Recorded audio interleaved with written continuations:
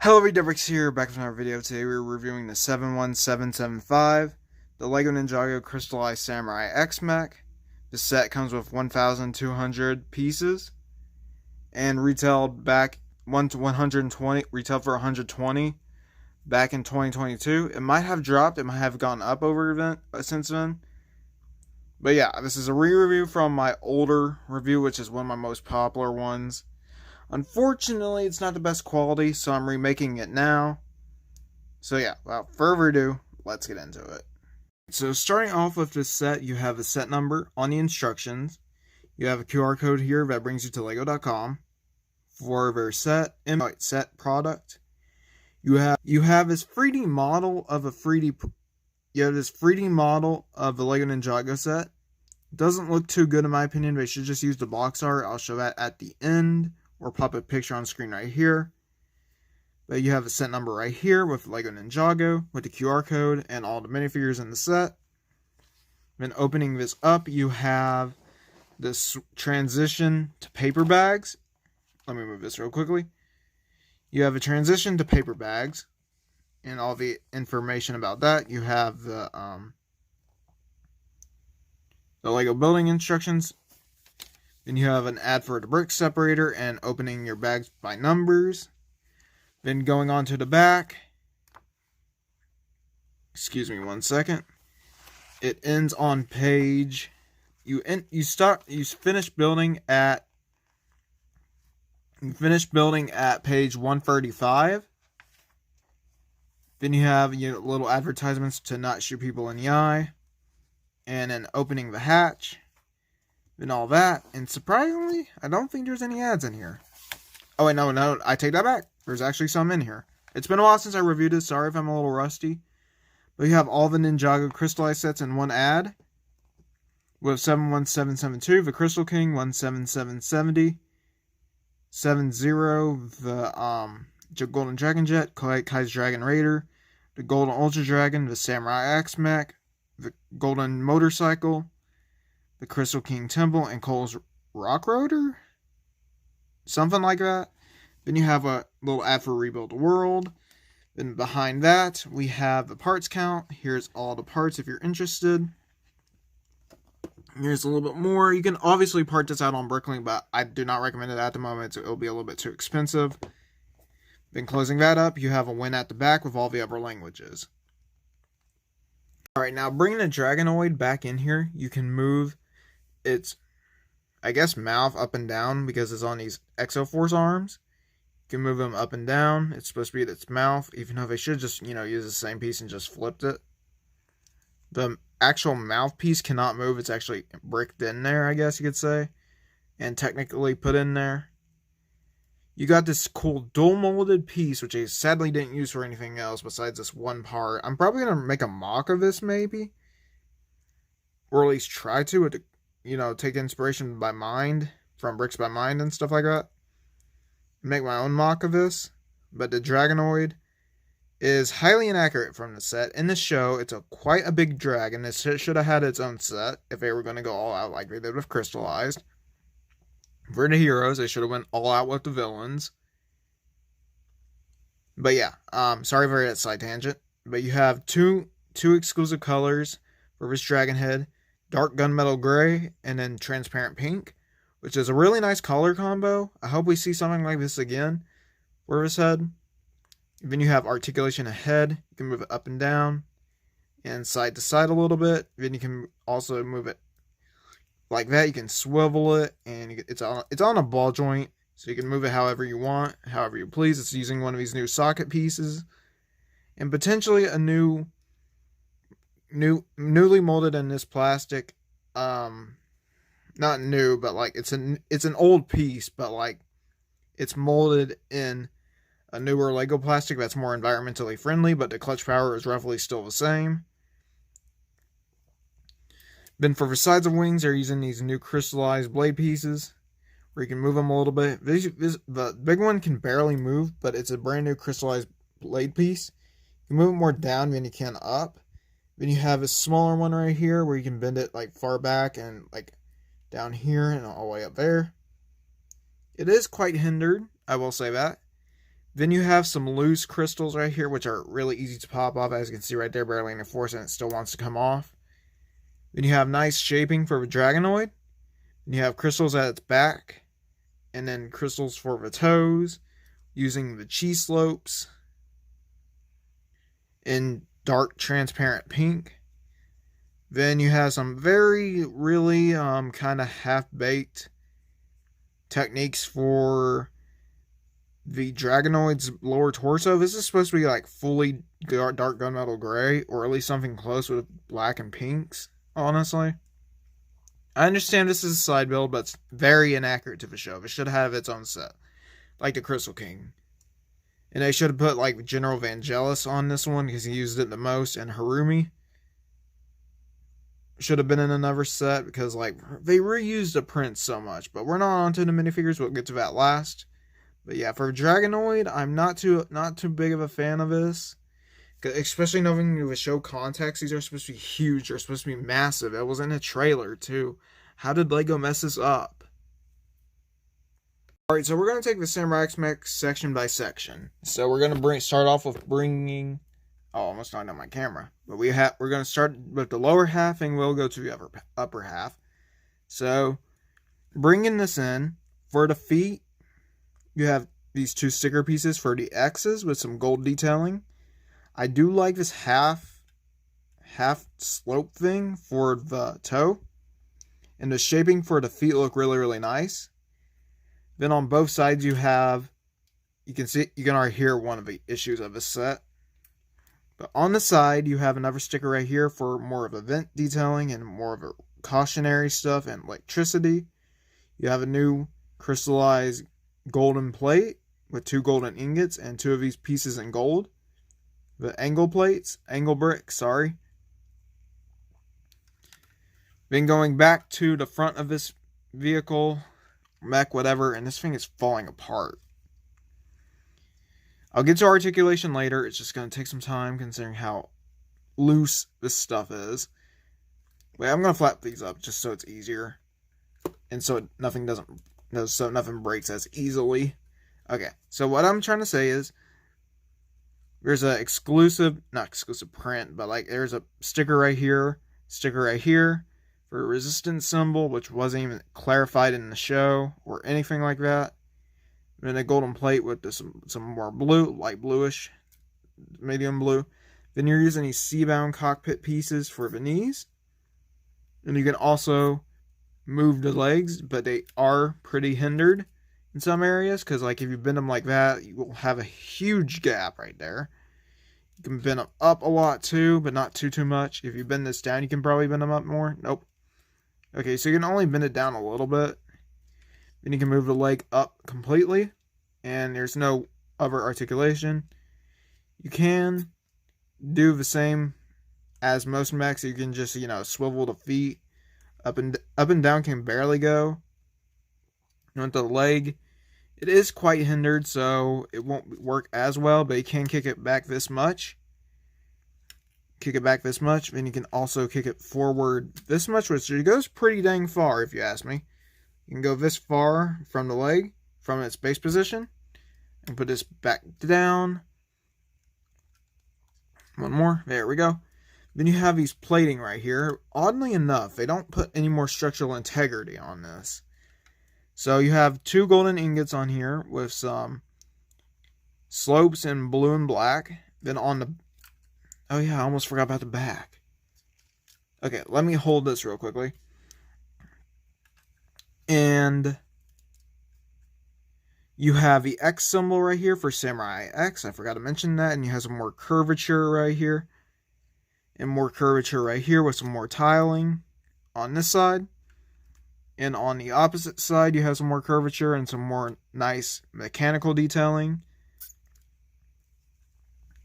Then on the back of the legs, they are quite nice if you ask me. They're really good and tiled off, which really doesn't happen much with Ninjago mechs.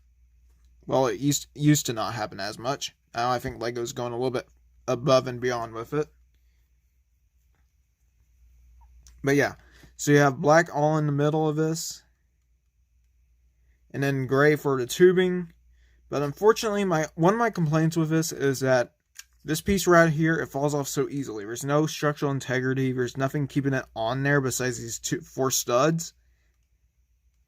Because like these fall off super easily, especially when displaying them. Then you have some more curvature pieces right here and on the sides. Then you have starting the golden spine. The golden spine is right here. Let me push this back for you. Now moving on to the middle section, you have a golden spine right here. I did mention that a second ago, but yeah, you have some more curvature pieces right here in black and blue. Then you have some on the side too in black. Black right here. More Technic pieces. Then we have for the Jesus, arms are coming off. Okay, what I'm trying to say is, like, now we're getting onto the arm area. I have a lot of complaints with this. Look, like, just look right here. Watch me touch it. It falls down so easily. This needs more structural integrity on here, or use a different color of these. I think it just needs more structural integrity because it's really not holding up well. Like, if you touch it barely, well, sometimes it doesn't, but like if you barely touch it or like you want to pose it, it falls down immediately. Like, I had so many times where it like bends like that. Of course, it's not happening on camera because, you know, it's on camera. But trust me. But yeah, you can swivel the arms back and forth. Full 360. Let me do that real quickly. For the elbow. Then you can move the hand a full 360 because it's on a ball joint. And the arms are theoretically stuck on there. Well, no, the swords are technically stuck on there, technically, but you can take those off, but it's a little tedious to get it back on, as you can see right there. You can take the swords out, surprisingly, but like it looks a little weird without them, because there's a Technic peg right here. And you have some stamp pieces right here for the fingers. Let me just do that real quickly. You have some stamp pieces for the fingers. There's only 3 fingers and a thumb with a golden ingot. But yeah, we are almost done with the detailing. I'll be right back. Then with the torso, you have a red X for the Samurai X, because her original color was red in the show, like a bright red with some little bit dark red here and there, and gunmetal gray. So this is just an improvement on how much she has improved over time. There's articulation in the head, but the head is highly inaccurate. It's using a stud for the pink. No, it's using 2 plates, I think. Yeah, it's using 2 plates, but the facial structure is inaccurate. Looks more of a samurai than anything, but like it's supposed to be really, really different. This is supposed to be like vented right here. I mean, the upper part's accurate, but not this whole mech facial expression. It's not accurate. Then you have a red X in the middle, which is very, very flimsy. You can either have it splayed out like this with the red X like that, or you can have it like this where it's all closed together. But I suggest being really, really careful of these, because what they used for the attachments, they only have like 1 or 2 on here. They only have 2, and it's really, really flimsy. Like the slightest touch will knock these off. So I suggest trying to keep these in as much as possible. If they snap, I can't recommend anything besides going on replacement parts or go on Bricklink and buy a crap ton. But yeah, so basically the arm is the same on the opposite side. Then for the shoulder pad, bringing it up here, you have a little Samurai X sticker for the modern Samurai X. This is the Legacy logo on a blue slope piece on a sticker. Then you're supposed to move this for the blaster. Move it like that for the blaster, which I'm not going to shoot it out or even put anything in here because it's going to pop out either way. But you do get a red blaster piece where you can just press it down and it will pop out. Basically, you have a little blaster piece right here where you can like stick a red one in or any color you desire. Stick it in here and touch it down a little bit and this thing will pop out. So yeah. For the head, I have mentioned that already. that's slightly inaccurate. You do have some golden ingots right here.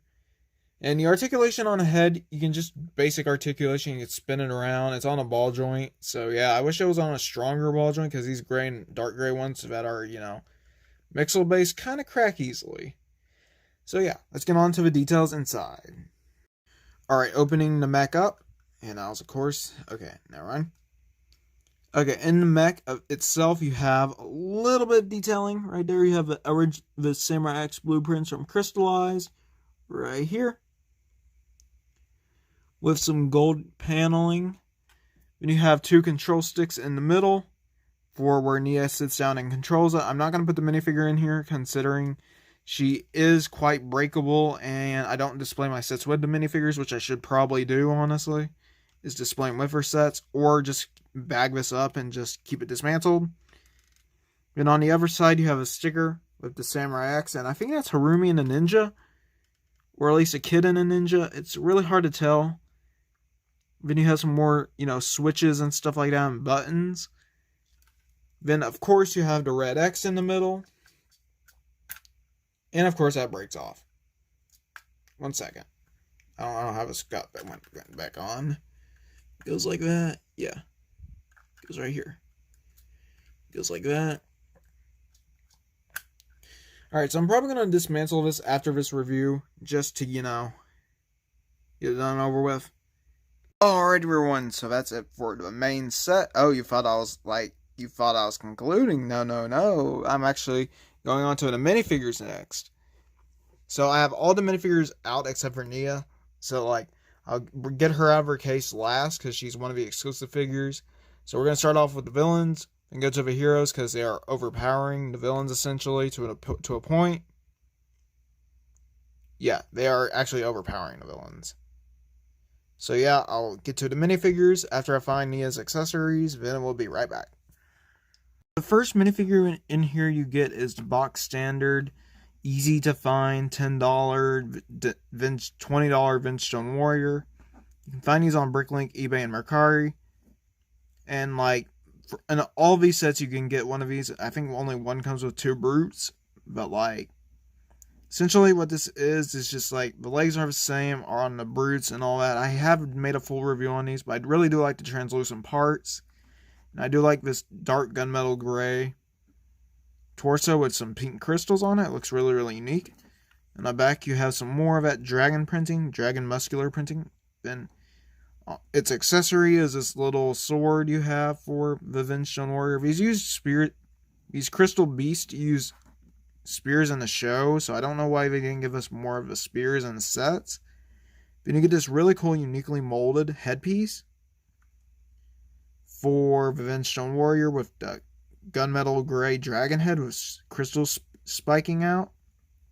Sorry for if I do so much. Can't help it. I don't know why I can't help it, but I just can't. It's not intentional either. But yeah, you have some pink for the dragon beard and some pink for the teeth, pink for the eyes, and pink for the spikes on its head. That goes all the way around. And I do like the ridges on its dragon head. It looks really, really nice. I'm glad these weren't Crystal Samurai because that would have been a letdown. Especially because of how bad the season was to a degree. But yeah, let's get on to Pythor. So for General Pythor here, nothing much is different about him besides his accessory. His accessory is the golden nunchucks of lightning from Crystalized, just with a crystallized sword piece in here. Move that to the side. His torso printing is the same as all the other generals, including the armor. The only thing different about him is his head and his legs. His legs is fully exclusive to his figure. Fully exclusive. You have purple down there with a spike and some armor in silver and purple for Pythor. And you have roughly the same as the Day of the Departed head for Pythor, except, as you can see here, he has some crystals that are in pink instead of his average red and blue color. It's just him with pink eyes and a pink crystal. But all the printing is roughly the same as the 2015 and 2016 Pythor. Just the only thing different about it is the torso, because it's not Pi 4's, usual, Pi 4 is usually, like a snake, so he usually doesn't have that much armor on him in general, which is strange, honestly, because, he's one of the last remaining Anaconda. He should be protected as much as possible, but still. He's a main villain, one of the big bads of a show. He's the one that released the Great Devourer. But unfortunately, he didn't get punished for it when Harumi came along. The Overlord did. And it was Pi 4 that released the ultimate evil that basically offed her parents. But yeah, let's move on to the mechanic. Alright, next off here we have is the mechanic from LEGO Ninjago Season 12, 8, and I think 6.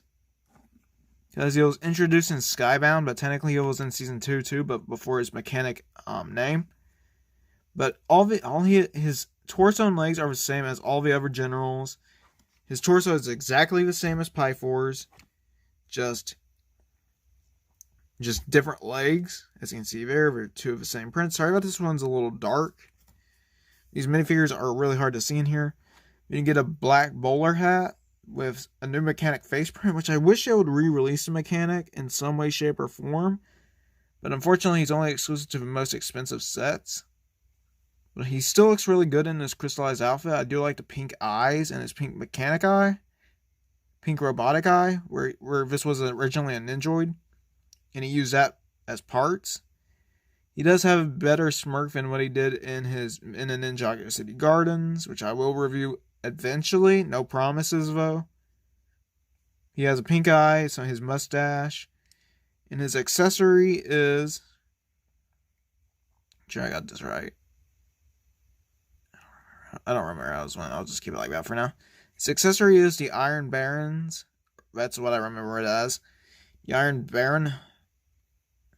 The Iron Baron's hand is his mechanical hand, basically. But the only thing different about it is it's electricity going through it. What it should have is actually, take this off, is you take this off and put a crystallized spike piece right here, in a pink stud right here, then it will look fine. This electricity piece is really just filler, in my opinion, just to make the minifigure bigger, essentially. And I did give him the shuriken of ice, because like in the show, yes, I watched Crystalized. He uses the shurikens of ice, which are unfortunately inaccurate. These should be completely transmolded in pink. Dual molded in pink and gold. Then that would be completely fine. They should just made these separate pieces, not in a weapons pack, or just made them completely pink, so it matches with the crystallized weapons. But yeah, essentially these golden weapons are just essentially the crystallized ones, except for inaccurate because they're supposed to have some crystals on here. But yeah, like Zane's is probably the most inaccurate, along with Jay's and Kai's. Because Zane's golden weapon is supposed to have some dragon heads on here. But other than that, that's it for the mechanic. Let's move on to Garmadon. Alright, so entering the Resistance, you have Garmadon right here.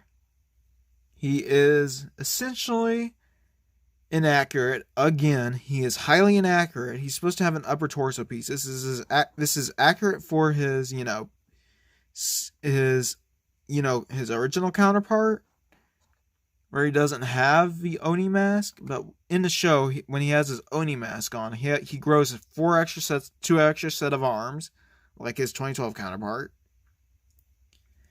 But I will say, printing is nice on the Oni mask. It's nice to get this in a black plastic again. Then he has a belt right here with some chainmail on his torso and legs, and some shoulder, knee pads, with a purple belt, purple hands. And you do get this new helmet piece for Garmadon. And as you can see under here, he's using the 2019 headpiece. But put this to the side. Essentially what you do is you can take this off. Well, it's hard to take this off. You can take it off. And it's a little hindered because, this is a, helmet. But yeah, you cannot move the helmet after you put these on. And Garmadon doesn't even use this in the show. He uses the biker helmet. But I like this a little bit more because it stays on better. And it looks better too. Especially for Garmadon. But yeah, he has the red eyes instead of pink, which are completely fine because, he's supposed to look different from the other Oni. And the red eyes really just tells you that it's Garmadon and not just a generic Oni with a smile, which I really like his smile. It looks really nice and cocky. Then you have a silver printing for all the details. His head is his standard 2019 face print with this Skulkin armor from Legacy. Then on the back you have a Destiny logo from the Lego Ninjago movie with some more chainmail and belt printing. Then popping the Oni mask back onto it to make it box standard set minifigure. This is Oni Garmadon.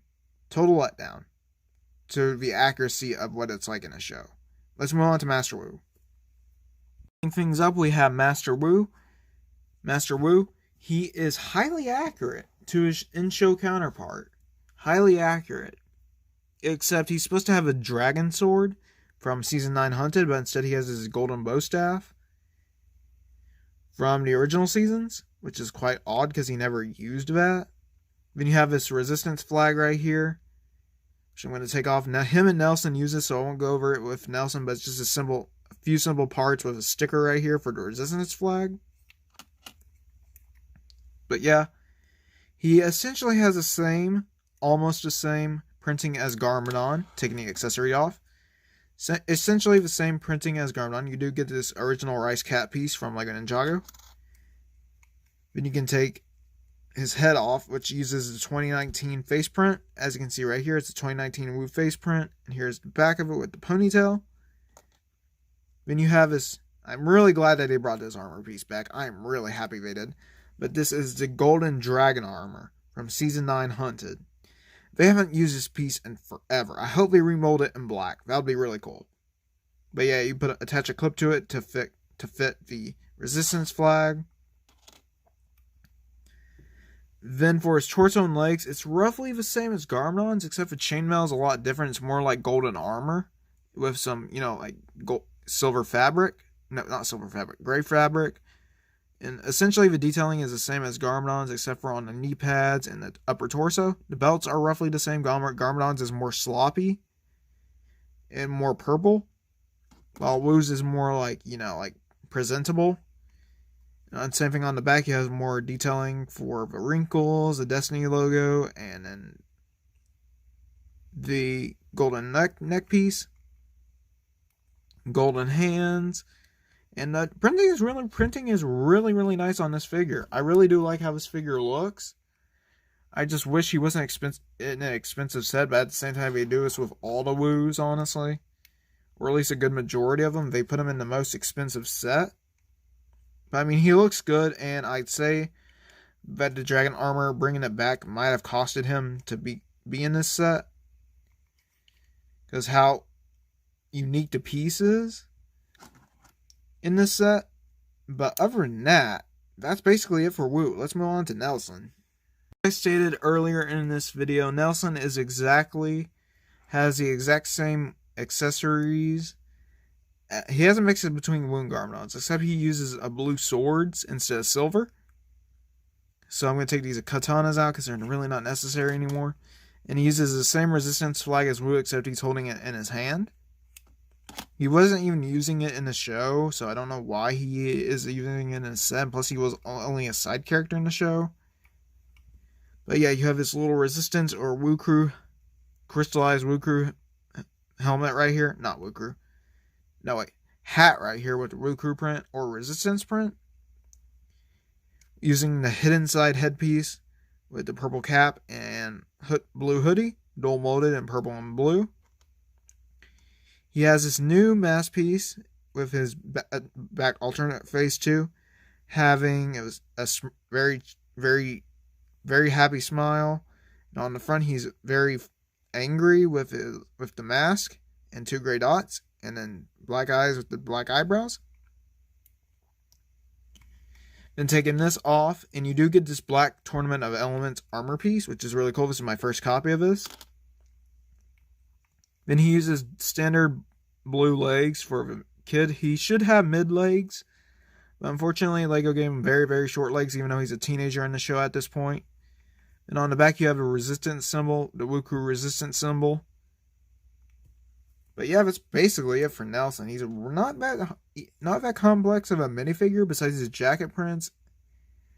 But other than that, his torso underneath there is pretty simple too. It's just, more Ninjago, probably for the ninja team. Because he is a big fan of him, kind of like how Jimmy was in Ben 10.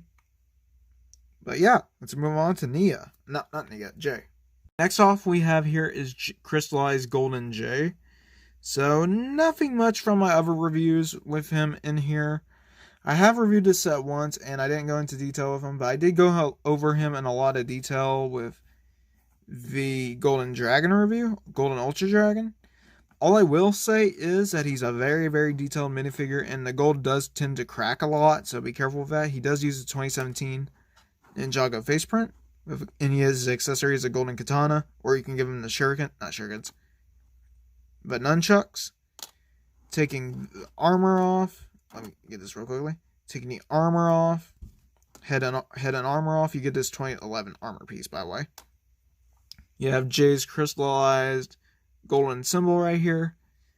For crystallized, all you do is have like shoulder pads and golden armor on the waist, arm. Like this kind of reminds me of the original 2012 one actually, with the golden armor right here and with the fugitive suit.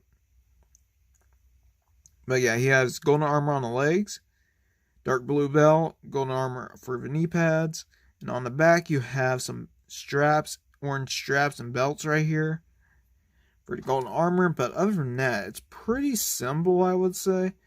I wouldn't say it's too complex. Oh yeah, and you also have this brand new helmet mold, mask mold, in gold and bright blue, I guess. It's not dark blue, but it's also not bright blue, baby blue. So yeah, I mean, overall, it's a good minifigure. It's just like, we've seen him before with the most expensive set. They should have made him in a more cheaper set and put, his golden dragon form in this set. Even though it would be more expensive, I would say it's more worth it. Including the Ninjago crystallized minifigures we have is Nia. Her accessories are exactly the same as Jay's, except she's using 2 golden swords, not 1. Putting that back in Jay's sheath. But yeah, she has this new armor piece from the Golden Weapons pack for the Samurai Crown. And she has this original 2017 in a new color of gold Samurai Mask. Well, yeah, the Samurai X Dragon Mask in gold. She's using the Ninjago movie face print, the second one that came in the Ninjago City Chase. She's using the golden Mr. E armor piece that came with the Mari guards and a few other figures from Monkey Kid. You can see her back detailing a little bit, but not entirely. But yeah, her front detailing is just the same gold armor plating with the Samurai X outfit with the dark red belt, gunmetal gray legs, and light azure for the knee pads and the armor, with 2 golden arms. And taking it off her head, you can see that she has a little bit more detailing on the back, just a little bit more, not too much. But yeah, she does have a 2020 Legacy Samurai X print, which looks really nice on this minifigure. But I would say it's not really justified, honestly, for this Samurai X, because she barely did anything with Samurai X besides get the mech. Like, I'd say Pixel was better Samurai X than, like, her crystallized counterpart. I mean, she was good at the original show. But yeah, she really wasn't as good as, like, she could have been in Crystalized. She should have just stayed. This minifigure is not included with the set. But she should have stayed water and just been brought back with the merge. Honestly, back to human form with the merge. Because technically the water is around. But yeah, I would say with these two, she should have stayed her in merged with the water form, not turn into Samurai X, because she got really, really weak. She was barely utilized. She used her powers. And she was really shown off as a weak character, even though she's not a weak character. She has one of the strongest ninja outfits. Not outfits. She's one of the strongest ninjas in the show. And they, misused her again. But yeah, I'm sorry for that little side tangent. Let's move on to conclusion and ratings. What are my thoughts on the Ninjago Crystalized Samurai X Mech? It could have been done better. It should have been done better, especially because this is the end of a 11-year story. And they unfortunately dropped the ball with it, unfortunately. And they gave us the weakest pair of instructions yet, honestly. Ignore Mr. F on there. He's just there just to, because I'm fixing up sets. Well, minifigures from sets, and I'm plopping them in bags based off my buddy Platinum Bricks 95. Shout out to him. But that's off topic. The Samurai X Mech should have been done better, especially for the 11-year story coming to a conclusion. I'd say, story-wise, 2 out of 10. Design-wise, 10 out of 10. Structural integrity-wise, 7 out of 10? Really don't know. It's not the best, and it's really not the worst either, but there's a lot of flimsy parts with the arms and stuff like that. Dragonoid is weak as crap. It's really, really weak. The head of a Samurai X Mech is highly inaccurate. The X has trouble staying on because it's using the Mixel arms. Not Mixel arms, skeleton arms. Her Samurai X symbol is basically pretty good, but I don't know if it really warrants a $120 price tag. I say get it on clearance, honestly, even though this is kind of hurting Ninjago's original series, honestly. I'd say we should just skip Crystalized and made Seabound the final season, in my opinion. But yeah. So overall, I would give this set a 6 out of 10. I really hate to rate it this low, but I'm being honest as possible. It's really not that good for $120. You can find the Crystal King for even cheaper, and he's a lot better than the Samurai X Mech, and that's saying something because he's a lot cheaper too. Yeah, I want to thank you all so much for watching. Please like, comment, and subscribe. Sorry about there's a little gunk on the wall from dead bugs, and yeah, bye.